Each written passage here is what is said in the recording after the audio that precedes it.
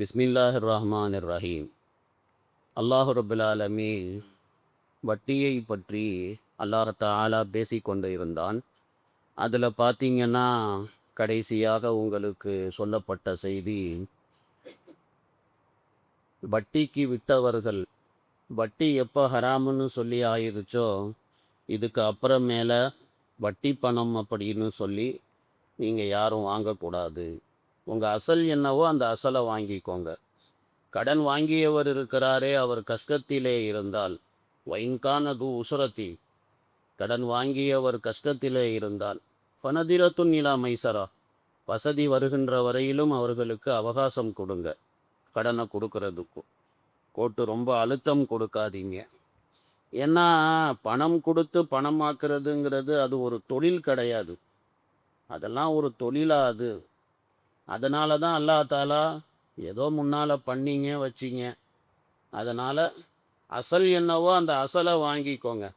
ஹஜ்ஜத்துல் வதாவுடைய நேரத்தில் பெருமானார் ஸல்லல்லாஹு அலைஹி வஸல்லம் அவர்கள் ஏலான் செஞ்சாங்க மக்களிடத்தில், மக்களே, இனிமேல் எந்த வகையான வட்டியும் கிடையாது.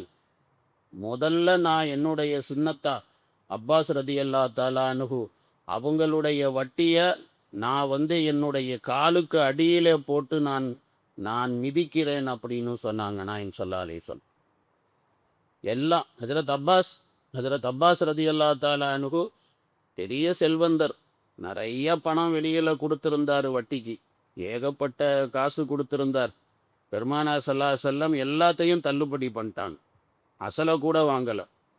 அசலாவது வாங்கிக்க சொல்லி தான் அல்லாஹ் தாலா சொல்கிறான், ஃபலக்கும் ரூசு அம்வாலிக்கும், உங்களுடைய செல்வத்தினுடைய அசலை நீங்கள் வாங்கிக்கோங்கன்னு தான் அல்லாஹ் சொல்கிறான். ஆனால் பெருமானார் ஸல்லல்லாஹு அலைஹி வஸல்லம் அவர்கள் அந்த அசலையும் கூட நாயகம் ஸல்லல்லாஹு அலைஹி வஸல்லம் அவர்கள் வேணாம், எப்போ அது வட்டிக்குன்னு கொடுத்தாச்சோ அது வேணவே வேணாம் அப்படி சொல்லி அசலையும் விட்டு தள்ளினாங்க கண்மணி நாயகம் ஸல்லல்லாஹு அலைஹி வஸல்லம். அப்போது இந்த உம்மத்துக்கு என்ன பாடம் கற்றுக் கொடுத்தார்கள் அப்படின்னு சொன்னால், வட்டி பக்கம் போகவே கூடாது. வட்டியினுடைய புகை கூட அது மேலே படக்கூடாது அப்படின்னு சொல்லி இந்த மாதிரி நாயகம் ஸல்லல்லாஹு அலைஹி வஸல்லம் ஹஜ்ஜத்துல் வதாவுடைய நேரத்திலேயே சொல்லிட்டாங்க. அல்லாஹ் தாலா இந்த ஆயத்தில் என்ன சொல்கிறான்னா, கடன் வாங்கினவன் கஷ்டப்படுறான்னு சொன்னால், கஷ்டப்படுறவனை போய் நீ இன்னும் கொஞ்சம் அழுத்தம் கொடுத்தேன்னு சொன்னால், கடைசியில் அவன் என்ன பண்ணுவான்?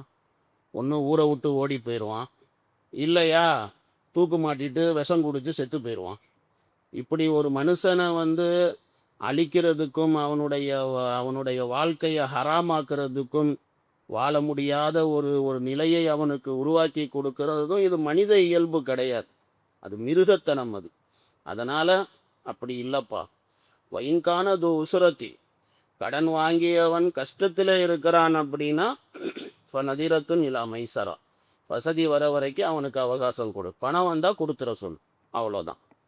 அவனுக்கு பணம் வராது, இனிமேல் அந்த காசு வரவே வராது அப்படின்னு சொல்லி உனக்கு தோணுச்சுன்னு சொன்னால், வான் தசத்தக்கு, அதை நீ சதக்காவாக ஆக்கிவிட்டால் ஹைருல்லக்கும், தள்ளுபடி செய்யின்னு அல்லாஹ் சொல்கிறான். அதை தள்ளுபடி செஞ்சுட்டேன்னா உனக்கு நல்லதாக இருக்கும். இன்குன்தும் தஅலமுன், நீங்கள் அறிந்தவர்களாக இருந்தால் அப்படின்னு அல்லாஹ் தாலா சொல்கிறான். இந்த ஆயத்துக்கு நேற்று கொஞ்சம் விளக்கங்கள் உங்களுக்கு சொல்லியிருந்தேன். இன்னைக்கு ஒரு சில விளக்கங்கள். முஸ்னதில் ஒரு ரிவாயத் இருக்கிறது. கண்மணி நாயகம் ஸல்லல்லாஹு அலைஹி வஸல்லம் சொன்னாங்க, உங்களுடைய துவா ஒத்துக்கொள்ளப்பட வேண்டும் என்று நீங்கள் ஆசைப்பட்டால், உங்களுக்கு பலா முசீபத்துகள் கஷ்டங்கள் வர நேரத்தில் அந்த பலா முசீபத்து கஷ்டங்கள் எல்லாம் நீக்கப்பட வேண்டும் என்று நீங்கள் ஆசைப்பட்டா, கஷ்டப்படுறவங்களுக்கு உதவி பண்ணுங்க. கஷ்டப்படுறவங்களுக்கு உங்களால் முடிஞ்ச ஏதாவது உதவி அவங்களுக்கு நீங்கள் பண்ணுங்க. அந்த மாதிரி பண்ணிங்கன்னா உங்கள் துவாக்கள் கபூலாகும். உங்களுடைய கஷ்ட காலத்தில் அல்லாஹ்வுடைய உதவிகள் அது உங்களுக்கு கிடைக்கும் அப்படின்னு சொல்லி இப்படி நபி ஸல்லல்லாஹு அலைஹி வஸல்லம் அவங்க சொன்னாங்க.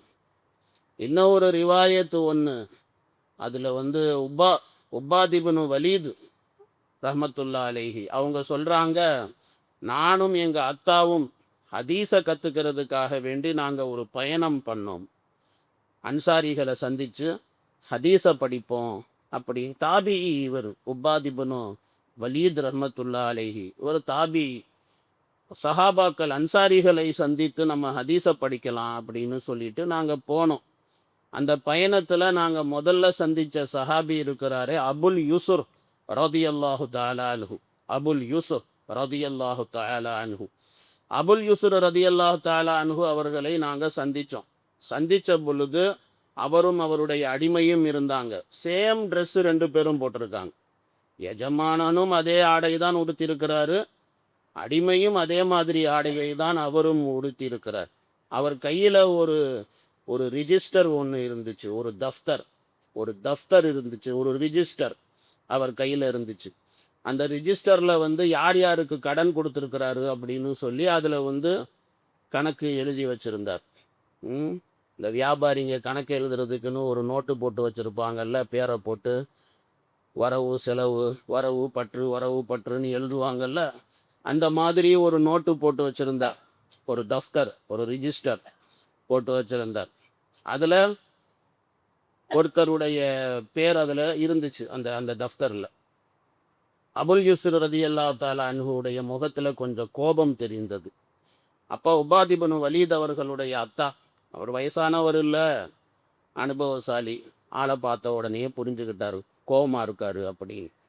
அப்போ அபுல் யூசுர் ரலியல்லாஹு தஆலா அன்ஹு அவங்கக்கிட்ட, சச்சா என்ன சச்சா ஆளை பார்க்க ரொம்ப கோபமாக இருக்கிறிய அப்படி சொல்லி அபுல் யூசுர்கிட்ட கேட்டார் ரலியல்லாஹு. அவர் சஹாபி, இவர் சஹாபி கிடையாது, அவர் சஹாபி. அபுல் யூசுர் ரலியல்லாஹு தஆலா அன்ஹு. என்ன முகத்தை பார்த்தா கோபமாக தெரியும்? இல்லைப்பா, இந்த தஃப்தர் இருக்குல்ல, இதில் ஒரு ஆள் பேர் இருக்குது, கடன் வாங்கியிருக்கிறாரு என்கிட்ட. அவரை நான் எப்போ சந்திக்கிறதுக்கு போய் காசை கேட்குறதுக்கு போனாலும் தவணை முடிஞ்சு போச்சு. அவர் என்ன தவணை சொல்லி கடன் வாங்கினாரோ தவணை முடிஞ்சு போச்சு. அவரை போய் நான் பார்த்து கடனை வசூல் பண்ணுறதுக்கு போனால் எப்போ பார்த்தாலும் ஆள் இல்லைன்னு சொல்கிறாங்க அப்படி சொல்லி அவர் சொன்னார். அப்போ அவர் ஒரு ஒரு ரிவாயத்து ஒன்று அவர் சொல்கிறார். அந்த ரிவாயத்தில் அப்படியே வருது. என்ன வருது அப்படின்னா, அவரை சந்திக்கிறதுக்கு ஒரு நாள் போனேன் அவர் வீட்டுக்கு போய் பேரை சொல்லி ஆள் இருக்காரான்னு கேட்டால் உள்ளேருந்து சத்தம் வருது, ஆள் இல்லைங்க வீட்டில் அப்படின்னு சொல்லி. பொதுவாக கடன் வாங்குகிற ஆளுங்க அந்த மாதிரி தான். கடன் கொடுக்க முடியலன்னா என்ன பண்ணுவாங்க? கடன் கொடுக்க முடியலன்னா ஒன்று இருந்துக்கிட்டே இல்லை சொல்லுவாங்க. இது மாதிரி அது அப்பையிலேருந்தே அப்படி தான். அப்போ அந்த மாதிரி ஆள் இல்லைங்க அப்படின்னு சொல்லி பொண்டாட்டிகிட்ட சொல்லு சத்தமாகும், ஆள் இல்லைன்னு சொல்லு. அந்த அம்மா சொல்லிடுச்சு, ஆள் இல்லைங்க வீட்டில் அப்படின்னு சொல்லி. வீட்டில் இருந்து ஒரு பையன் வந்தான். அந்த பையன்கிட்ட, குழந்தைகிட்ட, டேய் உங்கள் அத்தா எங்கடா அப்படின்னு கேட்டால், நீங்கள் எங்கள் அத்தா பேரை சொல்லி கூப்பிட்டீங்களா? அவர் பயந்துக்கிட்டு கட்டிலுக்கு அடியில் போய் ஒளிஞ்சிக்கிட்டாரு, கட்டிலுக்கு அடியில் தான் இருக்கிறாரு அப்படி சொல்லி இப்படி அந்த பையன் போட்டு விட்டான் அத்தாவை. அப்போ உடனே அவர் சத்தம் போட்டார், டேய் நீ உள்ளதா இருக்கேன்னு எனக்கு தெரிஞ்சு போச்சு, மறுவாதியாக வெளியில் வா அப்படி சொல்லி அவர் கூப்பிட்டார். அபுல் யூசுப் ரலியல்லாஹு தஆலா வெளியில் வந்தார். அவருக்கு, ஏன்டா என்னைய பார்த்த உடனே எப்போ பார்த்தாலும் ஒளியிற அப்படின்னு கேட்டார். இல்லைங்க, கடனை கொடுக்கறதுக்கு காசு இல்லை, உங்களை பார்த்தா நான் வந்து உங்ககிட்ட பொய் பேசுகிற மாதிரி ஆகும், பொய்யான வாக்குறுதிகள் கொடுக்குற மாதிரி ஆகும். நீங்கள் ஒரு சஹாபிக்கிட்ட போய் நான் எப்படிங்க பொய் சொல்கிறது? எப்படிங்க நான் உங்ககிட்ட பொய்யான வாக்குறுதியை போய் நான் சொல்கிறது? அதனால் பேசாமல் ஒளிஞ்சிக்கலாம் அப்படின்னு சொல்லி நீங்கள் வரும்போதெல்லாம் கண்ணில் நான் அம்புடுறதே இல்லைங்க அப்படி சொல்லி அவர் சொன்னார். அவர் உடனே, உண்மையிலேயுமே வல்லாஹி உங்ககிட்ட பணம் இல்லையா கடனை கொடுக்கறதுக்கு? அவர் வல்லாஹி இல்லைங்க அப்படி சொன்னார். அவர் அல்லாஹ் மேலே சத்தியமாக இல்லைங்க என்கிட்ட அப்படி சொன்னார். 3 வாட்டி சொன்னார். இப்போ 3 வாட்டி சொன்னதுக்கு அப்புறமேல ஹஜ்ரத்து அபுல் யூசுர் ரலியல்லாஹு தஆலா அன்ஹு அவங்க சொன்னாங்க, நான் என்னுடைய கண்ணால் நபி அவர்களை கண்டிருக்கிறேன், இந்த 2 கண்களால் நான் கண்டிருக்கிறேன், நபியினுடைய வார்த்தைகளை இந்த 2 காதுகளால் நான் கேட்டிருக்கிறேன், என்னுடைய உள்ளத்தால் நபி சொன்ன வார்த்தையை நான் ஞாபகப்படுத்தியும் வைத்திருக்கிறேன். ரசூலுல்லாஹ் ஸல்லல்லாஹு அலைஹி வஸல்லம் அவங்க சொன்னாங்க, கஷ்டப்படக்கூடியவருக்கு யார் உதவி செய்வாரோ கடன் வாங்கியவர் கஷ்டப்படுறார், ஏழையாக இருக்கிறார் அப்படின்னா அவருக்கு யார் அவகாசம் கொடுப்பாரோ அந்த மாதிரி மனிதர்களுக்கு, யார் தள்ளுபடி செய்வாரோ அந்த மாதிரி மனிதர்களுக்கும் அல்லாஹ் தாலாவுடைய நிழல் நாளைக்கு மறுமையிலே கிடைக்கும் அப்படின்னு நிறைய ஹதீஸில் இந்த வாசகம் வருது. இந்த ரிவாயத்திலையும் இந்த வாசகம் இருக்குது. அல்லாஹ்வுடைய நிழல் கிடைக்கும்னு சொல்லி நாயகம் ஸல்லல்லாஹு அலைஹி வஸல்லம் சொன்னாங்க அப்படின்னு சொல்லிட்டு அவர் என்ன சொன்னார், மெய்யாலுமே உங்ககிட்ட கொடுக்க பணம் இல்லையான்னு 3 வாட்டி சத்தியம் வாங்கிட்டு அவர் ரிஜிஸ்டரை புரட்டினார். புரட்டி அவர் பேர் எங்கே இருக்குன்னு பார்த்துட்டு ஓங்கி ஒரு அடி அடித்தார். அடித்து விட்டார். அடிச்சுட்டு, டே தஃப்தரில் இருந்து உன் பேரை எடுத்துட்டேன், கடன் நீ கொடுக்குற மாதிரி கணக்குலேயே இல்லை, கணக்கில் இருந்து உன் பேரை நான் எடுத்துட்டேன், உனக்கு பணம் கிடைச்சா பணத்தை கொடு, பணம் கிடைக்கலன்னா போ, தள்ளுபடி அல்லாஹ்வுக்காக போ அப்படி சொல்லி இந்த மாதிரி அபுல் யூசுர் ரதியல்லாஹு தஆலா அன்ஹு அவர்கள் கூறினார்கள் அப்படி சொல்லி அந்த ரிவாயத்தில் சொல்லப்பட்டிருக்கிறது. இது எல்லாத்துடைய பேஸும் பார்த்தீங்கன்னா இந்த ஆயத்து தான். இந்த ஆயத்தில் அல்லாஹ் அதுதான் சொல்கிறான். கஷ்டப்படுறவங்களுக்கு தான் இது. இப்போ ஜமாத்து சாத்திங்க கூட நேற்று கேள்வி கேட்டாங்க, கடன் கடன் வாங்கிட்டு போகிறாங்க, விற்று காசு கொடுக்குறேன்னு சொல்லி, விற்று காசு கொடுக்காம ஏமாத்துறான், இப்போ என்ன செய்கிறது அஜ்ரத்துன்னு கேட்டாங்க. அதுக்கெல்லாம் ஒன்றும் இல்லை, அவன்கிட்ட காசை வசூல் பண்ணிக்க வேண்டியது தான், அது ஒன்றும் தப்பு கிடையாது. இது கடன் வாங்கினவன் மெய்யாலுமே கஷ்டப்படுறான், அவனால் கடன் கொடுக்க முடியாமல் இருக்குதுன்னா அவனை போட்டு ப்ரெஷர் பண்ணக்கூடாது, ரொம்ப ரொம்ப அழுத்தம் கொடுக்கக்கூடாது. அந்த மாதிரி செத்து போனவங்கலாம் நிறைய பேர் இருக்கிறாங்க, மான மரியாதையை இழந்தவங்கலாம் நிறையா பேர் இருக்காங்க. அது மனிதத்தன்மை கிடையாது, இல்லை அது மனிதத்தன்மை கிடையாது. மனுஷனா மிருகமானமெல்லாம் அல்லாஹ் தாலா நம்மளை வழக்கது கர்ரம்னா பனி ஆதம், பனி ஆதம் அல்லாஹ் சங்கைப்படுத்தி வைத்திருக்கிறதா, அல்லாஹ் கண்ணியமான படைப்பு. நம்ம போய் மிருகங்கள் மாதிரி வேலைகளை செஞ்சால் அது சரியாக இருக்காது. அதனால தான் அல்லாஹ் சொல்கிறேன், கஷ்டப்படுறவனை போட்டு ரொம்ப அழுத்தாத, அவனுக்கு அவகாசம் கொடு, ஃபனதிரத்துன் இலா மைசரா, அவனால் அப்பையும் கொடுக்க முடியலைன்னா தள்ளுபடி பண்ணு அப்படி சொல்லி தான் அல்லாஹ் ஏமாத்துறவனையெல்லாம் நம்ம ஏமாந்து போன்னு சொல்கிறானா அல்லாஹ்? அப்படி கிடையாது. நான் சொல்கிறத நல்லா தெளிவாக விளங்கிக்கோங்க. ஏமாந்து போக சொல்லி ஒன்றும் அல்லாஹ் சொல்லலை. அல்லாஹ் தாலா உங்கள் ஹக்கை வாங்கிக்கோங்கன்னு தான் அல்லாஹ் சொல்கிறான். கஷ்டப்படுறவனை கஷ்டப்படுத்தாது, மேற்கொண்டு அவனை கஷ்டப்படுத்தாது. நிறைய ஹதீஸுலையும் இந்த விஷயம் சொல்லப்பட்டிருக்குது. பல ஹதீஸுகள் உங்களுக்கு முன்னால் நான் சொல்லிட்டேன். முஸ்னத் அஹ்மதில் ஒரு ரிவாயத் இருக்குது. பெருமானார் ஸல்லல்லாஹு அலைஹி வஸல்லம் அவர்கள் ஒரு வாட்டி பூமியை இஷாரா செஞ்சு நாயம் ஸல்லல்லாஹு அலைஹி வஸல்லம் சொன்னாங்க, கஷ்டப்படுறவருக்கு யார் உதவி செய்வாரோ, கடன் வாங்கியவர் இருக்கிறாரே அவர் கஷ்டப்படுகிறார்னு தெரிஞ்சு அவருடைய கடனை யார் தள்ளுபடி செய்கிறாரோ அல்லாஹ் தாலா அவரை நரகத்திலே இருந்து விடுதலை செய்து விடுவான் அப்படி சொல்லி, இப்படி நாயம் ஸல்லல்லாஹு அலைஹி வஸல்லம் என்னங்க காசை கொடுத்துட்டு தள்ளுபடியும் பண்ண சொல்றியே அப்படி சொல்லி சொன்னால் தான் ரசூல்லா அந்த ஹதீஸ்லேயே அப்படியே தொடர்ச்சியாக வருது. சொர்க்கம் இருக்கிறதே அது கஷ்டமான செயல்களை கொண்டு தான் சொர்க்கம் கிடைக்கும். ஆசைகளை தியாகம் செய்யும் பொழுது தான் சொர்க்கம் கிடைக்கும். சொர்க்கத்துடைய அமல்கள் எல்லாமே அப்படி தான். நரகத்துடைய அமல்கள்லாம் எப்படி இருக்கும் அப்படின்னா லேசாக இருக்கும். அதெல்லாம் செய்கிறதுக்கு ஆசையாக இருக்கும். அதெல்லாம் நரகத்துக்கு கொண்டு போகக்கூடிய செயல்கள் அப்படி சொல்லி நாயம் ஸல்லல்லாஹு அலைஹி வஸல்லம் சொன்னாங்க. அந்த ஹதீஸில் இதையும் சொல்லுவாங்க, கோபத்தை யார் விழுங்கி கொள்வாரோ அல்லாஹ்வுக்கு அவரை விட பிரியமானவர் வேறு யாரும் இருக்க முடியாது. இன்னும் ஒரு ரிவாயத்தில் இருக்கிறது, யார் ஏழையான மனிதர் கடன்பட்டவர், அவரால் கடன் கட்ட முடியலை அப்படிங்கிறதுக்காக வேண்டி அவருக்கு அவகாசம் கொடுப்பாரோ தள்ளுபடி செய்வாரோ அல்லாஹ் தாலா அந்த கடன் கொடுத்தவர் அவருடைய பாவத்தை அல்லாஹ் பிடிப்பது இல்லை அப்படி சொல்லி இப்படியும் ஒரு ரிவாயத்து இருக்கிறது.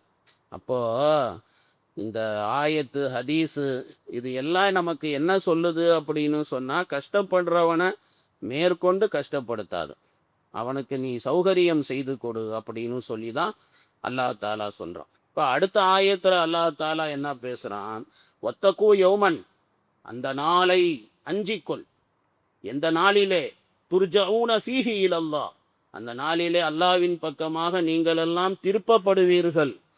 சும்மத்து வஃபா குல்லு நஃப்ஸின் மா கஸபத், ஒவ்வொரு ஆத்மாவும் அந்த ஆத்மா எதை சம்பாதித்ததோ அதற்கு கூலி அதற்கு நிரப்பமாக கொடுக்கப்படும். போகும் லாயுதலமோன், அவர்கள் அநியாயம் இழைக்கப்பட மாட்டார். இந்த ஆயத்தில் அல்லாஹ் ரபுல் ஆலமீன் என்ன உபதேசம் பண்ணுறான் அப்படின்னு சொன்னால், உலகங்கிறது அழிஞ்சு போயிருமுங்க. நீங்கள் வச்சிருக்கிற செல்வம் இருக்கிறதே அதுவும் அழிஞ்சு போயிடும் ஒரு நாள். மா இந்தக்கும் என்ஃபத், உங்களிடத்தில் எது இருக்கிறதோ அதெல்லாம் அழிந்து விடும்.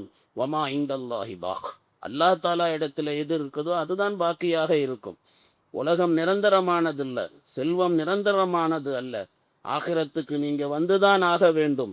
அல்லாஹ் தாலா இடத்துல நீங்கள் ருஜு ஆகிதான் ஆக வேண்டும். அல்லாஹ் இடத்துல நீங்கள் வந்துதான் ஆக வேண்டும்.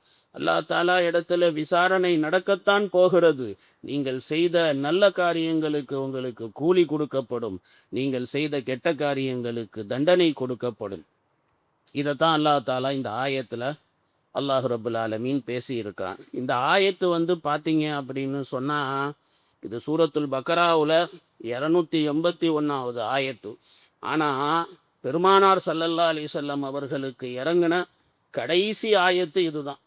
நாயம் ஸல்லல்லாஹு அலைஹி வஸல்லம் அவர்களுக்கு இந்த ஆயத்து தான் கடைசியாக இறங்கியது. இந்த ஆயத்து இறங்கி 9 நாள் என்னவோ நாயம் ஸல்லல்லாஹு அலைஹி வஸல்லம் 9 இரவுகள் நபி அவர்கள் ஹயாத்தோடு இருந்தாங்க. பிறகு நபி அவர்கள் இந்த உலகத்தை விட்டு சென்று விட்டார்.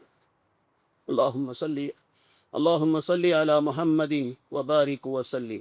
நபி அவர்கள் 9 இரவுகள் தான் ஹயாத்தா இருந்தாங்க இந்த ஆயத்தை இறங்கி. அதுக்கப்புறம் வஃபாத் ஆயிட்டாங்க. ரபியுல் அவ்வல் 2வது நாள் நபி அவங்க வஃபாத் ஆயிட்டாங்க. ஹஜ்ரத் இப்னு அப்பாஸ் ரலியல்லாஹு தஆலா அன்ஹுமா அவங்க என்ன சொல்கிறாங்க, இந்த ஆயத்து இறங்கி 31 நாள் நபி அவர்கள் ஹயாத்தாக இருந்தார்கள் அப்படின்னு ஹஜ்ரத் இப்னு அப்பாஸ் அவர்கள் கூறுகிறார். ஹஜ்ரத் இப்னு ஜுரேஜ் ரஹ்மத்துல்லாஹி அலைஹி அவங்க என்ன சொல்கிறாங்க அப்படின்னா, 9 இரவுகள் தான் இந்த ஆயத்து இறங்கி நபி அவங்க ஹயாத்தோடு இருந்தாங்க. பிறகு சனிக்கிழமை உடம்பு முடியாமல் போயிருச்சு. 2 நாள் உடம்பு முடியாமல் இருந்தாங்க. சனிக்கிழமை ஞாயிற்றுக்கிழமை. திங்கக்கிழமை நாயம் ஸல்லல்லாஹு அலைஹி வஸல்லம் அவர்கள் இந்த பூ உலகை விட்டு நபி அவர்கள் வஃபாத்தாகி விட்டார்கள், உலகத்தை விட்டு சென்று விட்டார்கள். நம்ம எல்லாம் விட்டு விட்டு நபி அவர்கள் அல்லாஹ்வுடைய தரிசனத்துக்காக வேண்டி நபி அவர்கள் சென்று விட்டார். இப்படி ஹஜ்ரத் அல்லாமா இப்னு ஜுரேஜ் ரஹ்மத்துல்லாஹி அலைஹி அவர்கள் இந்த மாதிரி சொல்கிறாங்க. ஆக மொத்தத்தில் குர்ஆனில் பார்த்தீங்கன்னா கடைசி ஆயத்து இந்த ஆயத்து தான். கடைசியாக நபி அவர்களுக்கு வஹியாக இறக்கப்பட்ட ஆயத்து. சரி, இப்போ இந்த ஆயத்துக்கு விளக்கங்கள் முடிஞ்சு போச்சு. இப்போ அடுத்து குர்ஆனிலேயே பெரிய ஆயத்து, யா அய்யுஹல்லதீன ஆமனு இதா ததாயன்தும் பிதைனின் இலா அஜலின் முசம்மன் ஃபக்துபு. இந்த ஆயத்தில் அல்லாஹ் தாலா முஆமலாத்தை பற்றி கொடுக்கல் வாங்கலை பற்றி அல்லாஹ் தாலா ரொம்ப அற்புதமாக அல்லாஹ் தாலா எக்ஸ்பிளைன் பண்ணுறான். முஆமலாத் எப்படி இருக்கணும், கொடுக்கல் வாங்கல் எப்படி இருக்கணும் அப்படிங்கிறத பற்றி அல்லாஹ் தாலா ரொம்ப அற்புதமான முறையில் அல்லாஹ் தாலா முஃமினீன்களுக்கு அல்லாஹ்வுடைய வழிகாட்டுதல் இந்த ஆயத்தில் இருக்குது. அது இன்ஷா அல்லாஹ் நாளைக்கு சொல்லப்படும். சுப்ஹானல்லாஹி வபிஹம்திஹி சுப்ஹானக